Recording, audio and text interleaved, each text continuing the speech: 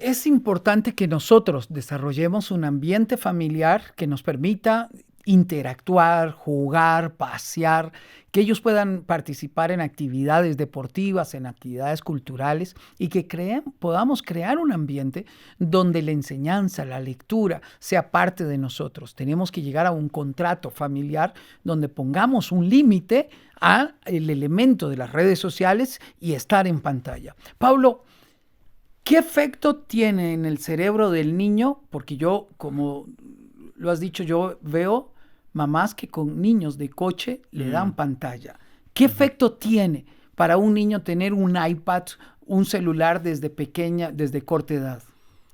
Eso es algo realmente preocupante porque el cerebro de un niño no está diseñado para procesar todas esas imágenes con luces, con colores, que están cargados de información que tienen dos impactos principalmente en el cerebro. El primer impacto es que son tremendamente adictivos, es decir, hacen que el cerebro comience, por medio de todas estas imágenes y luces y colores y juegos, comienza a generar cantidades excesivas de dopamina. Y eso es algo gravísimo porque tenemos a un niño chiquitito cuya corteza prefrontal se llena de dopamina. El cerebro lo plantea como un error porque no es normal que nosotros tengamos esos estímulos. Por eso a las pantallas se las llama heroína virtual.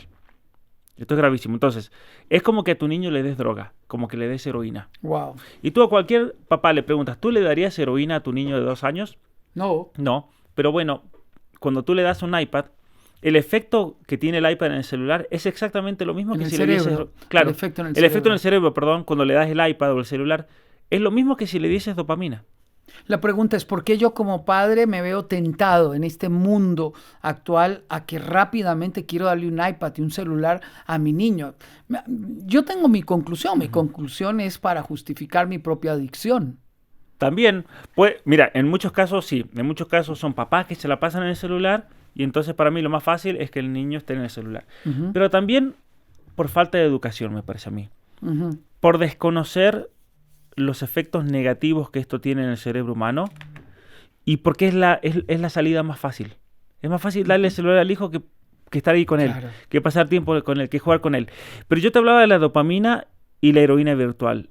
El otro problema es que ese cerebro no está diseñado para procesar esas imágenes y por lo tanto, para poder procesar todas esas imágenes, el cerebro tiene que juntar energía para concentrarla en un sector particular. Y eso tiene una consecuencia mortal. ¿Cuál es la consecuencia mortal?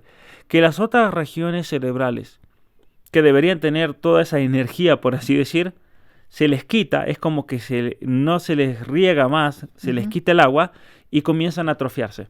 Entonces tenemos regiones del cerebro que tienen que ver con la memoria, con la capacidad de prestar atención, con la capacidad de enfocarse, con la capacidad de sociabilizarse que se están atrofiando. Tenemos la materia gris del cerebro que se está reduciendo significativamente. Entonces, si tú a un niño le das un iPad, un celular, le das las redes sociales, ya a los poquitos años comienzas a ver cambios severos y graves en el cerebro de ese niño.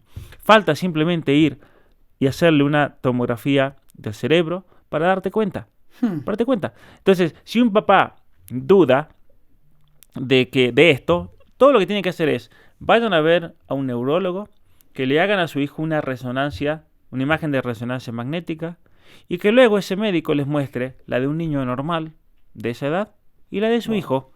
Y ustedes van a ver cómo la de un niño normal se encienden todas las funciones cerebrales en distintas regiones y la de sus hijos no. Wow. ¿Y por qué no? Porque hay regiones cerebrales que están atrofiadas. Ese es el problema de fondo aquí, ¿no? El matrimonio ya no importa en esta ideología. Cada alternativa es celebrada y aceptada. Quieren aniquilar los conceptos de papá y mamá, porque no solo nosotros estamos levantando la voz, lo están levantando los científicos, los educadores, lo están levantando personas no cristianas. Esto quiere decir que vamos en la dirección correcta.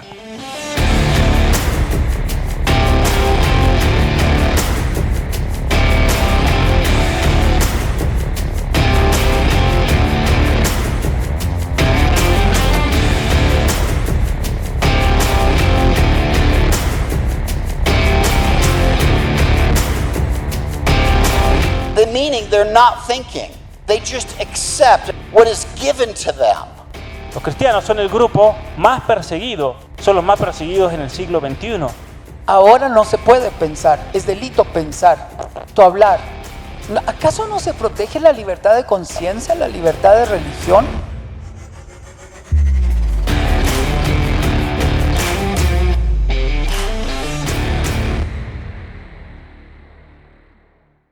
Otro de los razonamientos para utilizar el Internet y que ellos aprendan a través del Internet es porque tienen acceso a más información. ¿Cuál es la comparación entre aprender con un libro y la comparación de aprender en Internet? Muy buena pregunta y se han hecho muchos estudios científicos al respecto porque es una preocupación. Fíjate que en las universidades comenzaron a darle tareas a los estudiantes basadas en Internet.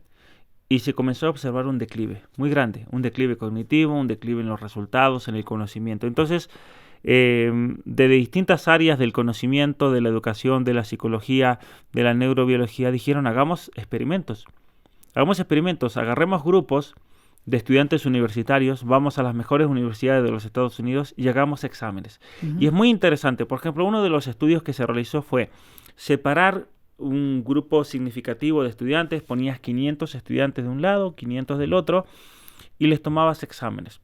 ¿Y el examen en qué consistía? Te voy a dar a leer esta lectura. A unos se las daban en el iPad, a otros se las daban en un libro impreso. Terminaban la lectura, cerraban y tomaban el examen. Los que hacían la lectura con el libro impreso tenían resultados demasiado, pero demasiado superiores a lo que lo hicieron en el iPad. Y entonces dijeron, bueno, capaz que nos confundimos y pusimos a los mejores de este lado. Entonces, ¿qué hicieron? Los intercambiaron. Nuevo examen. Cuando hicieron el nuevo examen, sobre otro tema distinto, lectura escrita, lectura en Internet. Y nuevamente, los que hicieron la lectura escrita, que les había ido mal, sobrepasaron completamente a estos. Entonces dijeron, ¿pero cómo es esto? Entonces eso significa que prestamos atención de manera diferente. Bueno, a ver, pongámosle sondas en el cerebro. Y esto se replicó en muchísimos establecimientos y en muchos países, este experimento. Y en todos los lugares, porque esto es la ciencia también. La ciencia es, hagamos un experimento, nos da estos resultados y veamos si se puede replicar. Si esto se puede replicar. Y en todos lados salió lo mismo. ¿Cuál es el problema? Que cuando nosotros leemos, y esto hay que prestar mucha atención, cuando nosotros leemos en el celular, cuando nosotros leemos en un iPad, cuando nosotros leemos en una laptop, yo entiendo que puedes encontrar muchísima información y es muy útil. Eso no lo niego. Pero ¿cuál es el problema, Sixto? Que las regiones cerebrales que se te activan cuando tú estás frente a un iPad son las regiones que tienen que ver con el entretenimiento. Wow. Y cuando tú estás frente a un libro, son las regiones cerebrales que tienen que ver con el aprendizaje. Fantástico. Esto yo tengo que tenerlo presente a la hora de interpretar cómo preparo a mi hijo para que al entrar al mundo educativo no se quede atrás en el campo tecnológico. Esa es una pregunta, es decir, lo voy a poner a leer libros, vamos a jugar, vamos a pasear, que ellos desarrollen la motora fina, la motora gruesa, que desarrollen las habilidades sociales, pero se verá perjudicado cuando entre a la universidad porque no tuvo tanto contacto con la tecnología. Bueno, muy buena pregunta, porque eso también yo lo trato en mi libro. Fíjate que los jóvenes que no han tenido tecnología, los jóvenes que se han desarrollado de esa manera que tú describías, esa manera ideal, por así decirlo, son los más buscados hoy en día en las universidades. ¿Por qué? Porque es a los que mejores les va. Wow. Es un hecho. Es un hecho. Entonces, si tú quieres que tu hijo triunfe en la vida, lo mejor que puedes darle para que se desarrolle cognitivamente es un libro.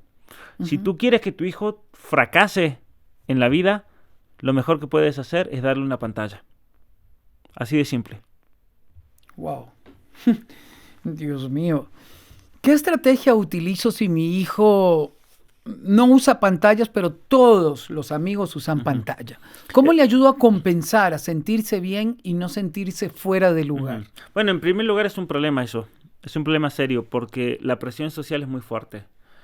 Sabes que se han hecho estudios al respecto y cuando tú tienes un grupo social donde más del 50% de ese grupo social hace una determinada actividad, tu hijo se va a ir con esa mayoría. Es más fácil convencerlo. Por ejemplo, si tu hijo tiene 100 amigos y de los 100 amigos 55 van a la iglesia, las posibilidades de que tu hijo vaya a la iglesia se incrementan por muchísimo. Ahora, si tu hijo tiene un grupo social donde solamente 20 van a la iglesia, donde solamente 10, va a ser más difícil convencerlo cuando se ponga rebelde. Entonces, si tu hijo se rebela, pero la mayoría de sus amigos lo hacen, es muy fácil llevarlo. Pero si sus amigos no lo hacen, es muy difícil. Entonces, ¿qué se recomienda? Lo ideal es que tus hijos se manejen en un círculo social donde al menos más de la mitad no tenga celular. Y esto se ha comprobado. Se han hecho estudios. Cuando los papás van y hablan con el hijo y le dicen, hijo, hemos pensado que lo mejor es cambiar la estructura de cómo nos manejamos. Vas a usar el celular, pero va a ser el nuestro. Te vamos a comprar un celular de los que solamente mandan mensajes. Es lo mejor para ti. Si más de la mitad de sus amigos no usa celular, ese joven te va a decir que sí. Inmediatamente. Ni te va a hacer, pero tal. Pero si ese joven tiene la mayoría de sus amigos que tienen celular, pero si Jorgito, pero si tal otro, pero mira los papás de tal que lo dejan jugar videojuego por horas. Es un tema ese. Y eso va fuera del control de uno como papá. Por eso yo digo que es un trabajo que lo tenemos que trabajar en comunidad. Okay. Por eso yo durante el masterclass que tuvimos aquí, estuvimos con líderes, eran todos líderes. Y esos líderes tienen un lugar clave. Porque cuando tú vas a tomar una decisión así, necesitas un líder que lidere en el ejemplo. Por ejemplo, si una familia quiere hacer esos cambios, no lo puede hacer sola. Vaya al pastor. Y esperemos que el pastor lo apoye en eso, ¿no? Y que el pastor lidere a su comunidad diciendo, miren, esto es lo mejor para nuestras familias, empezar a hacer estos cambios. Porque si el pastor lo dice, la gente va a decir, pero el pastor también lo dice, no solamente aquella familia. Vamos a suponer que soy un padre de familia, que soy parte de una comunidad, de una iglesia, o de un grupo de amigos, o un grupo de familias, y te escuchamos y decimos, wow, él tiene razón. ¿Cuáles serían las reglas? Por ejemplo, hay quienes dicen, voy a darle el celular con un horario, o voy a obsequiarle el celular cuando cumpla tantos años, o no debo darle celular, o no debo dar acceso a pantallas. ¿Cuál sería el modelo que vamos a plantear? Mira, yo creo que nosotros tenemos que plantearnos principalmente el hecho de que nosotros, como seres humanos, debemos potenciarnos de la mejor manera posible. Y obviamente que cuando uno ve a los hijos, uno pretende que ellos lleguen a ser la mejor persona que pueden ser. Y es ahí donde viene un criterio, me parece clave para poder discernir esto.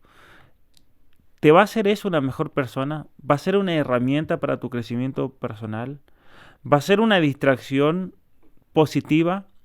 ¿O va a ser una distracción que pueda comprometer algo en tu crecimiento? ¿No? Y ahí ya comenzamos entonces a ver varias cosas. Por ejemplo, yo le puedo dar a un chico que se entretenga y le doy TikTok y le doy Instagram, porque sí, que una hora que pase ahí. Bueno, ahí hay un problema. Porque ¿qué contenido va a haber? ¿Quién dicta el contenido que va a haber? ¿Está el papá en control de eso? ¿O es algo que te impone la red social para ideologizar a tu hijo? Ahí tenemos un problema. Claro.